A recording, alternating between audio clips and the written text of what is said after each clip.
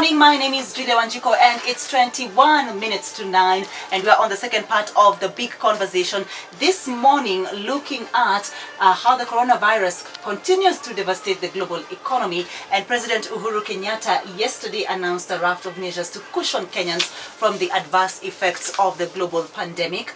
The president announced that there would be a reduction of VAT from 16 to 14%, pay that's pay as you earn from 30 to 25%, reduction of salaries for senior state officers, the president and the deputy president taking 80% pay cut. And we're talking about that now with our guest in studio, CEO of Hazina Sacco, Dickson Okungu. You're most welcome to be part of this conversation. Our Facebook page is KBC English Service and our Twitter handle at KBC English.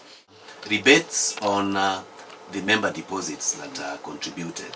Remember, when we talk about monthly deposits, this is what is refundable to a member at any one point that they may want to exit a SACCO. Now, when employers are retaining funds that are meant to come back to repay loans, then obviously the payout to our members in the form of dividends and interest on deposits is curtailed, simply because if that money were to come back in good time, we should be able to invest it and generate more, which will go towards payment of a better dividend, if you like, to our members. So it is a direct challenge. Whenever remittances are delayed, it has a direct effect on payout of dividends to our members. Now, Dickson, the president yesterday announced a raft of measures aimed at cushioning Kenyans from the effects of the coronavirus pandemic. And he said that, he's reduced VAT from 16% to 14%, pay as you earn from 30 to 25%. What were your thoughts when you heard this? A big thumbs up to His Excellency the President. It could not have come at a better time. When businesses operate in a normal environment, then the 16% has been good for government to run with its operations. And I believe all taxpayers, especially those who are supposed to pay these taxes, have had no problems.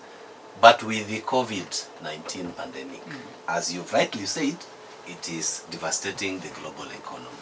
What are we saying? Jobs are going to go down. Operations are going to go down. Profits will disappear. And some of the businesses will close. So ultimately, there will be not much to pay for taxes.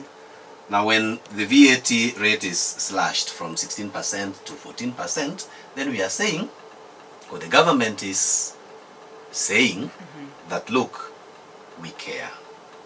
We believe we are facing hard times, but let us not grind our operations to a halt. Let us still get what can be sustainable in the times that we are in. So I believe it is a statement in the right direction. It is meant to cushion businesses to at least continue doing what they must do without hurting them so much in the form of taxes. Speaking of businesses, small business owners whose annual earnings do not exceed 5 million shillings will now receive a reduction in turnover tax from the current 3% to 1%. And I'm thinking a good number of these are also members of SACCOs. True, Julia. And I think the government is careful that no segment of the economy should be left out in the raft of measures that were announced yesterday. A good number of our members are also in business as SMEs, and with their turnovers below 5 million, you can see what the government is doing. Whereas they were expected to pay 3% in terms of the TOT, the turnover tax, that reduction is also meant to cushion them, so that those who have got loans in banks or even in SACCOs and other financial institutions still would find a way of not getting destabilized. They should be able to go on with their businesses and be able to pay their loans. Remember, even when we talk about SACCOs and what we stand out for, SACCOs are not generally for profit 100%. There is also the welfare aspects. So when we have our membership who are constrained because of the business environment, then what the government has applied is good, not only for those members, but even for the SACCO as an entity. Because then the loans will be paid without much problems of defaults. And that is good for the economy, because when members pay their loans, then the SACCOs also have a duty to pay tax to government. So it is a complete system in a chain.